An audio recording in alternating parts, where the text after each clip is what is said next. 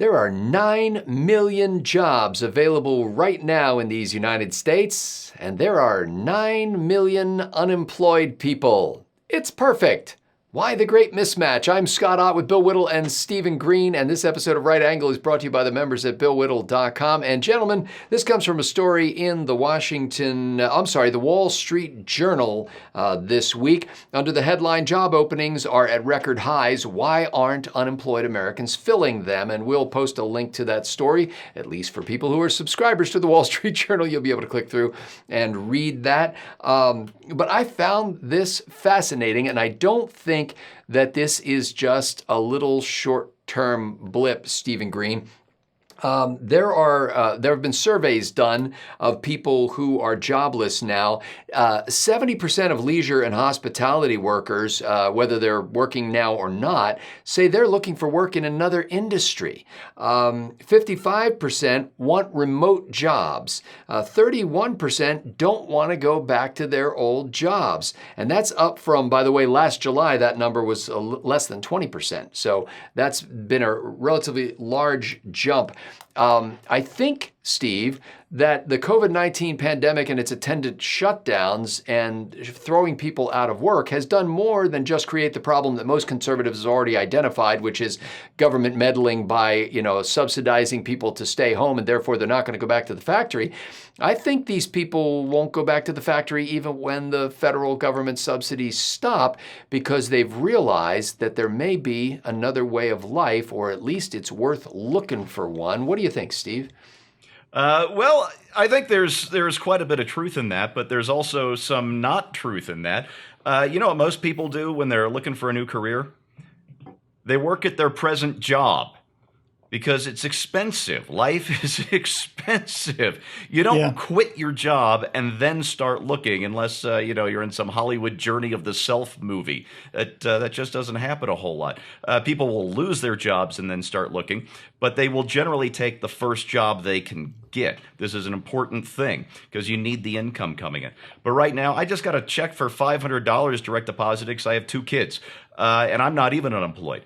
And you've got the $300 a week federal jobless benefit on top of all the rest. And the thing that puts lie to part of that premise there, Scott, is in states that are run by Republican governors that have refused this extra federal $300 a week unemployment benefit, those states have the lowest unemployment rates. Now, that's not to say these restaurant workers aren't doing exactly what you said and looking for a new career, but they're doing it while going back to their old jobs. That's not happening in places like New York and California, of course, because they have Democrat governors who are like, give me the money, because Democrat governors. That said, the inflationary aspect is what I wanted to get into just a little bit here, because we have seen a year and a half worth of supply disruptions, and that is not inflation. A hurricane hits the Gulf Coast and shuts down refineries, and gas prices spike. That's not inflation. That's a natural price increase.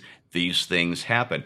Without boring our viewers with too many of the numbers, I read yesterday, I think at Zero Hedge, that not only is the government spending huge amounts of money, unprecedented amounts of money, but right now, 39 cents on every dollar that Washington is spending is conjured up by the Federal Reserve.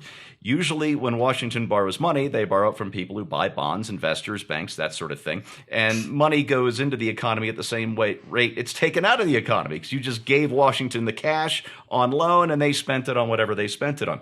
What the Fed does is they are paying for all of this extra spending by printing up money. They don't actually print it up. It's all digital, but they're inventing it.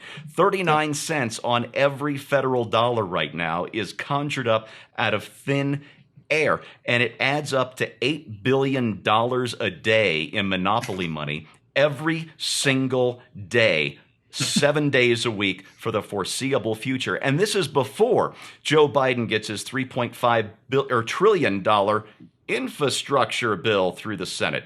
So when I hear that there's no inflation that this is just a temporary blip, no. The temporary blip are the price hikes we're still seeing due to COVID. The real inflation is still to come.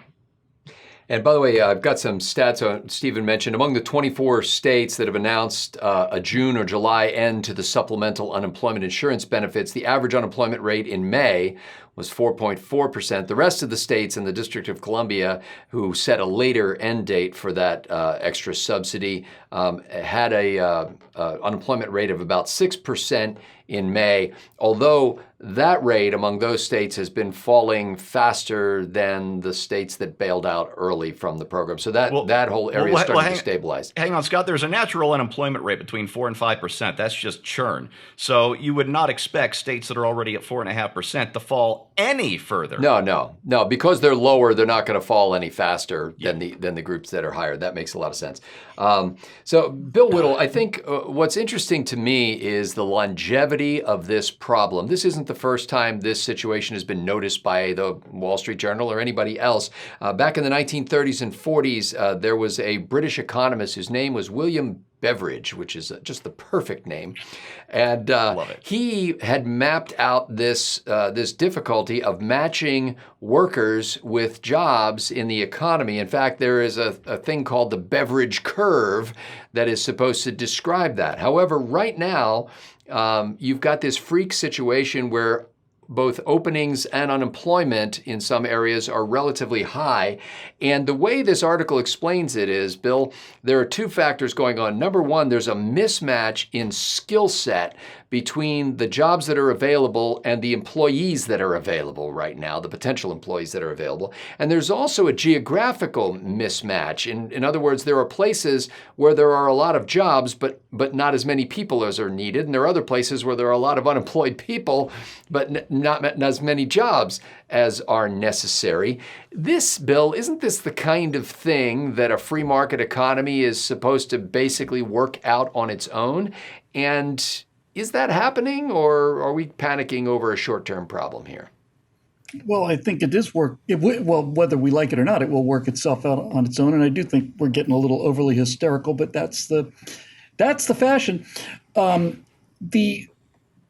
We have a problem. It's not a problem. We have a high level of uncertainty because we're facing something very different than what Beveridge faced.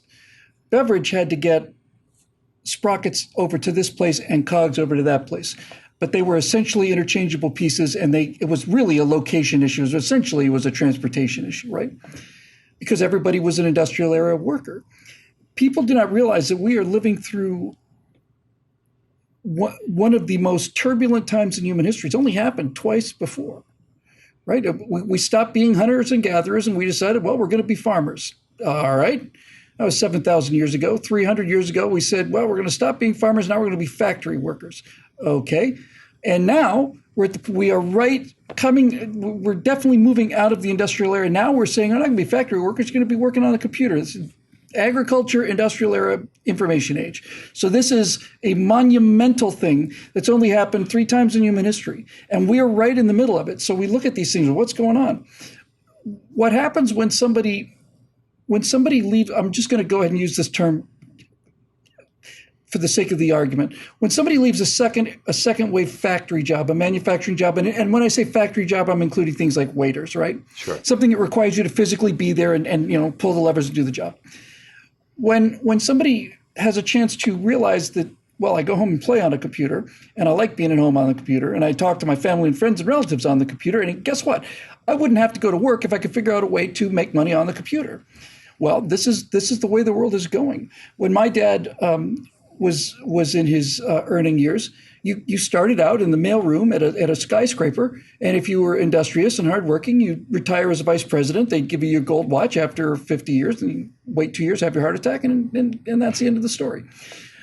But lifetime employment went away quite a while ago, and the thing about the information age economy is it is a gig-based economy. Everything is in motion. All of these structures are assembling themselves and then just about as rapidly disassembling themselves. The best way to think of this was an incredibly powerful quote. I was working on a TV show when I got out here in 1999, and it was the best show I ever worked on. I was an editor on that show. But all the producers, all the editors, we were all just friends, went out and hung out together. It was really just one of those kind of magical things. And we had a wrap party at the end of this thing, and we all knew this was going to be our last time together. And this guy said something that I thought was just profound. He said, "Hey, don't feel bad, guys. We're all going to work together again. just not at the same time. And I thought, that's it. That's exactly it. So this entire trend has been happening. What COVID did was COVID just plain pushed this probably 5 or 10 years into the present, pulled it in from the future. We're heading there anyway. But all of a sudden, instead of you kind of just like randomly discover, maybe I could do something from home, but I can't take off 2 weeks to see if I can make money from home. I have to go to work. Well, guess what? Along comes COVID, and now you don't have to go to work because you can't. You cannot go to work. You have 6 months, you have a year, you have a year and a half to sit at home and figure out if there's a way to do this. So it's accelerated a trend that has been happening for a long time. And as we get into a gig-based economy, we realize that there are some real advantages to this. You get to work at home, get to set your own hours by and large, right? You have more than one income stream. That's the good news. The bad news is there's no security in a gig economy at all, none. When you're working as a gig worker, like I was as a TV editor, you don't know where your next job is coming from. You haven't got the faintest idea how long it's going to last. Best job I ever had in terms of a gig economy was 5-year editing job, but at no point during that 5 years did I know I was going to be employed past the next 3 or 4 months, which is when the next ratings came out, right? So it provides a lot of stress, a lot of uncertainty, but these are just things that we're learning how to do. And so they used to say, how will this kid ever go back to the farm now that he's seen the lights of the big city? Well, what we're really kind of saying now is, how will this guy ever go back to the city now that he's seen life on the farm, right? Mm. Which is kind of laid back. There ain't much an old country boy that he can't hack. Restaurants right now, including fast food places and others in the hospitality industry, are bribing people to come back, offering signing bonuses and the like, and higher pay. And I've seen stories about McDonald's and Whataburger and several other chains that are offering rather admirable bonuses to people to come back to the store.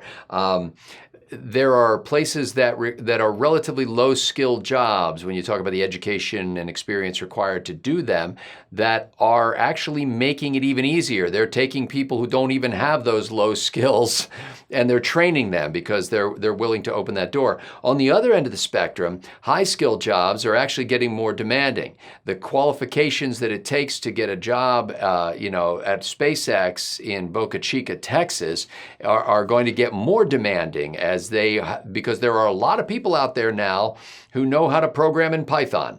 And so you need to be able to up your standards if you're going to shoot for Mars.